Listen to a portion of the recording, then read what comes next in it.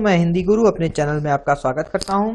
दोस्तों आज मैं आपके लिए लेकर के आया हूं हिंदी क्विज और इस क्विज का पैटर्न मैंने उसी प्रकार से रखा है जैसा कि आपने मुझको कमेंट बॉक्स में बताया था। जैसे कि एक क्वेश्चन, उसके बाद 5 सेकंड का जो है आपको समय दिया जाएगा, फिर उसके आंसर को शो किया जाएगा, फिर हम नेक्स्ट क्वेश्चन पे चलेंगे। तो ऐसे ऐसे करके सारे क्वेश्चन का आंसर आपको देना है और अंतिम में कमेंट बॉक्स में आपको जरूर बताना है कि आपको ये वीडियो कैसी लगी। अगर अच्छी लगी होगी तो इसको लाइक जरूर कर दीजिएगा, अपने दोस्तों के साथ शेयर भी करिएगा और जो लोग नए हैं वो मेरे चैनल को सब्सक्राइब कर लीजिएगा। तो चलिए शुरू करते हैं आज की क्विज। तो पहला क्वेश्चन आपके सामने है कि निम्न में से तत्सम शब्द है। ऑप्शन है आपके लिए गरम, नरक, तीर्थ या नरम। चलिए दोस्तों आपका समय शुरू हो चुका है, जल्दी से आप इसके आंसर को अपने पास नोट कर लीजिए, तब हम आगे क्वेश्चन पे चलेंगे और इससे पहले इसके आंसर को आपके सामने शो किया जाएगा। चलिए दोस्तों समय समाप्त हो चुका है, इसके आंसर का समय आ गया है। तो इसका उत्तर है आपका तीर्थ। तीर्थ क्या है? एक आपका तत्सम शब्द है, बाकी क्या है? तद्भव शब्द है। चलिए दोस्तों नेक्स्ट क्वेश्चन पे चलते हैं। नेक्स्ट क्वेश्चन आपके सामने हल्दी शब्द का तत्सम शब्द है।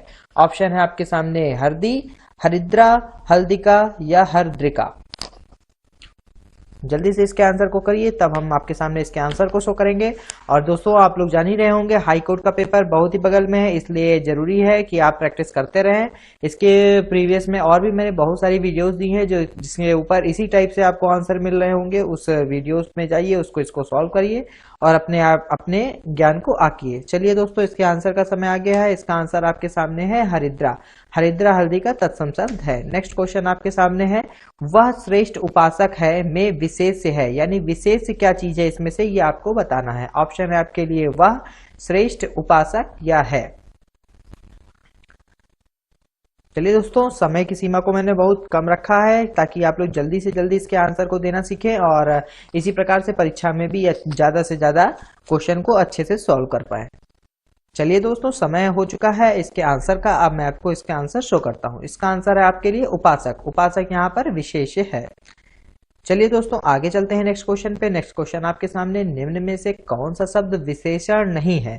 यहाँ पे ध्यान दीजिएगा विशेषण नहीं है पूछा गया है। बहुत लोग जल्दबाजी में इसको विशेषण है में चले जाते हैं और एक कोई आंसर लगा के चले जाते हैं। चलिए आपके सामने ऑप्शन है सज्जन, दुर्जन, सुकुमार या मानस। समय आपका चल चुका है दोस्तों, जल्दी से इसके आंसर को अपने पास नोट कर लीजिए, फिर हम अपने नेक्स्ट क्वेश्चन पे चलेंगे। उससे पहले आपको आंसर जरूर शो करेंगे। चलिए दोस्तों समय हो चुका है, इसके आंसर को मैं आपको दिखा देता हूं। इसका आंसर है मानस। मानस विशेषण नहीं है, बाकी सज्जन, दुर्जन और शिवकुमार आपका एज ए विशेषण यूज किया जाता है।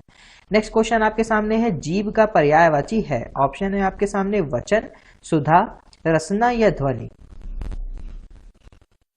जल्दी से इसके आंसर को अपने पास कर लीजिए, उसके बाद फिर हम नेक्स्ट क्वेश्चन पे चलेंगे। चलिए दोस्तों समय हो चुका है इसके आंसर को शो करने के लिए। इसका आंसर है आपके लिए रसना। जीव का पर्यायवाची आपका रसना होता है। चलिए नेक्स्ट क्वेश्चन पे चलते हैं। नेक्स्ट क्वेश्चन आपके सामने है निम्न में से क्या अहि का पर्यायवाची नहीं है।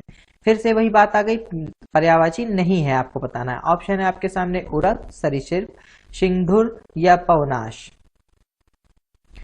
दोस्तों मैं आपको बता दूं कि हिंदी सब्जेक्ट एक ऐसा सब्जेक्ट है जिसमें आप बहुत ही अच्छा जो है प्रदर्शन करके अच्छे मार्क्स को गेन कर सकते हैं। तो मैं आपसे कहूंगा कि हिंदी को आप लोग अच्छे से पढ़ के जाइएगा ताकि अच्छे से अच्छा मार्क्स इसमें आपको मिल सके। चलिए दोस्तों इसके आंसर का समय आ चुका है। इसका आंसर आपको बता देता हूँ। आंसर है आपके लिए सिंदूर। सिंदूर क्या है? अहि का पर्यायवाची नहीं है। नेक्स्ट क्वेश्चन पे चलते हैं। नेक्स्ट क्वेश्चन आपके सामने निम्न में से कौन सरस्वती का पर्यायवाची नहीं है। ऑप्शन है आपके सामने वीणापड़ी, महाश्वेता, पद्मा या भारती। इसमें से एक आपका आंसर है। जल्दी से इसके आंसर को आप लोग नोट करेंगे, फिर हम लोग नेक्स्ट क्वेश्चन पे चलेंगे।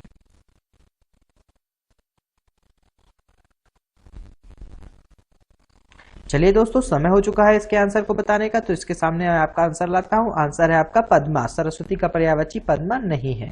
नेक्स्ट क्वेश्चन पे चलते हैं। नेक्स्ट क्वेश्चन आपके सामने आ गया है कि अथ का विलोम है। ऑप्शन है आपके लिए पूर्ण, समाप्त, इति या खत्म। वैसे मैं दोस्तों आपको एक जानकारी और दे दूं, इसमें जितने भी क्वेश्चन दिए गए हैं ये सारे क्वेश्चन कहीं ना कहीं प्रीवियस ईयर में पूछे भी जा चुके हैं। तो ऐसे क्वेश्चंस क्या होते हैं आपके लिए इंपॉर्टेंट हो जाते हैं और आगे आने वाले परीक्षाओं में इनके पूछे जाने की संभावनाएं भी बढ़ जाती हैं। चलिए दोस्तों इसका आंसर हम देख लेते हैं। इसका आंसर क्या है हमारे लिए? अथ का विलोम होता है इति। चलिए दोस्तों नेक्स्ट क्वेश्चन पे चलते हैं। अभिज्ञ का विलोम है, ऑप्शन है आपके सामने अनभिज्ञ, प्रज्ञ, अज्ञ या चतुर। जल्दी से इसके आंसर को आप लोग कर लीजिए ताकि हम नेक्स्ट क्वेश्चन पे चल सके। चलिए दोस्तों अब इसके आंसर को आपके सामने हम लेकर के आते हैं। इसका आंसर है आपके लिए अज्ञ। अभिज्ञ का विलोम अज्ञ होता है। नेक्स्ट क्वेश्चन आपके सामने आ गया है कि खाद्य सामग्री जो यात्रा के समय उपभोग के लिए दी जाती है उसको क्या कहा जाता है। ऑप्शन है आपके सामने स्वल्पाहार, पथ्य, पथेय या उपाहार।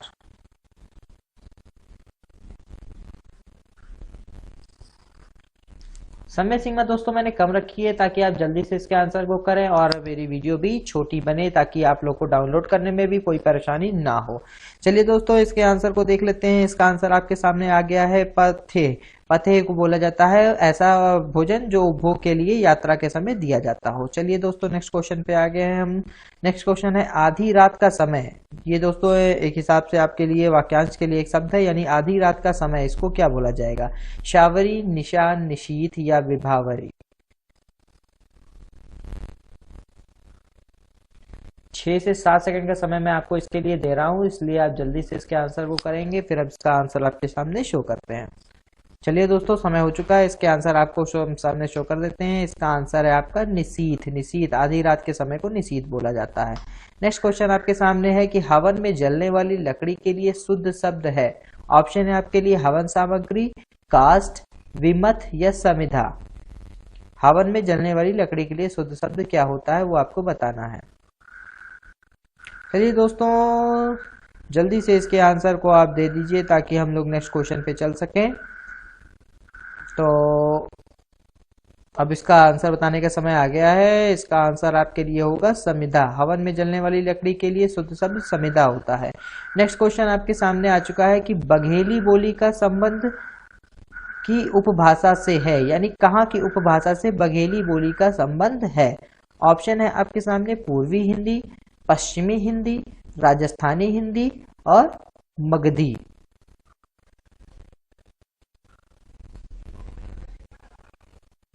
चलिए दोस्तों आंसर इसको जल्दी से दे दीजिए आप, फिर हम लोग नेक्स्ट क्वेश्चन पे चलेंगे।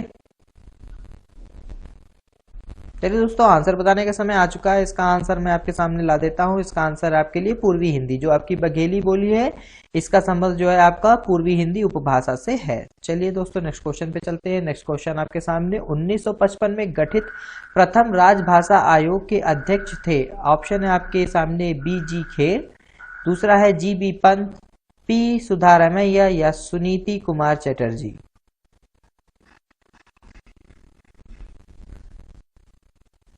ऑप्शन आपके सामने है दोस्तों, आप इसके आंसर को जल्दी से कर लीजिए, फिर हम इसके आंसर को आपको बताएंगे।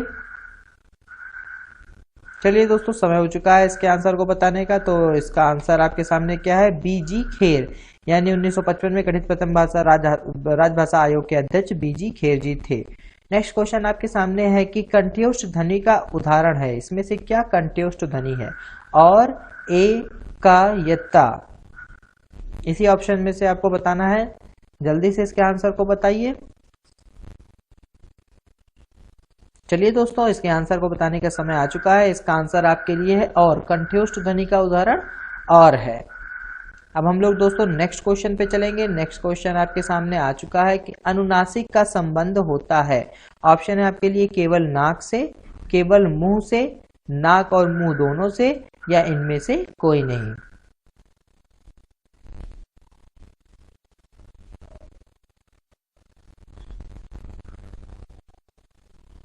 चलिए दोस्तों आपके लिए समय यहाँ पे अभी समाप्त हो चुका है। अब हम इसके आंसर को आपके सामने बताएंगे। आंसर है इसका नाक और मुंह दोनों से।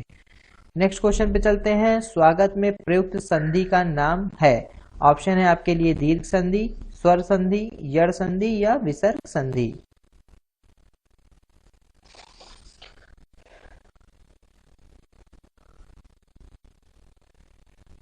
चलिए दोस्तों समय हो चुका है इसके आंसर को शो करने का। इसका आंसर आपके लिए है यड़ संधि। स्वागत में प्रयुक्त संधि का नाम यड़ संधि है। नेक्स्ट क्वेश्चन पे चलते हैं। पवित्र का संधि विच्छेद क्या होगा। ऑप्शन है आपके लिए पौ प्लस इत्र, पवह प्लस इत्र, पो प्लस इत्र या पौ प्लस इत्र। जल्दी से आप लोग इसके आंसर को दे दीजिए।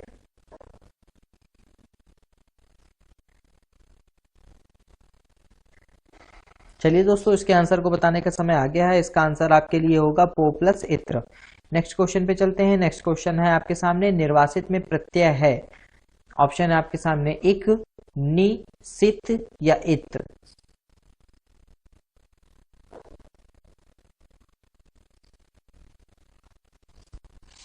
चलिए दोस्तों, इसके आंसर को बताने का समय आ गया है। अब इसके आंसर को मैं आपके सामने शो करता हूं। तो इसका आंसर आपके लिए होगा इत प्रत्यय। चलिए दोस्तों, नेक्स्ट क्वेश्चन पे चलते हैं। दोस्तों, ये मेरी इस क्विज का लास्ट क्वेश्चन है, इसलिए मैं आपसे कहूंगा कि आप लोग इसके बाद अपने आंसर को कमेंट बॉक्स में जरूर बताइएगा कि किसका कितना सही हुआ। और साथ ही साथ अगर आपके पास कोई भी सजेशन हो मुझे देने के लिए तो उस मुझे जरूर दीजिए, मैं उसमें सुधार करने की कोशिश करूंगा। नेक्स्ट क्वेश्चन आपके सामने यही था, कृदंत प्रत्यय किन शब्दों के साथ जुड़ते हैं। तो ऑप्शन है आपके लिए संज्ञा, सर्वनाम, विशेषण या क्रिया।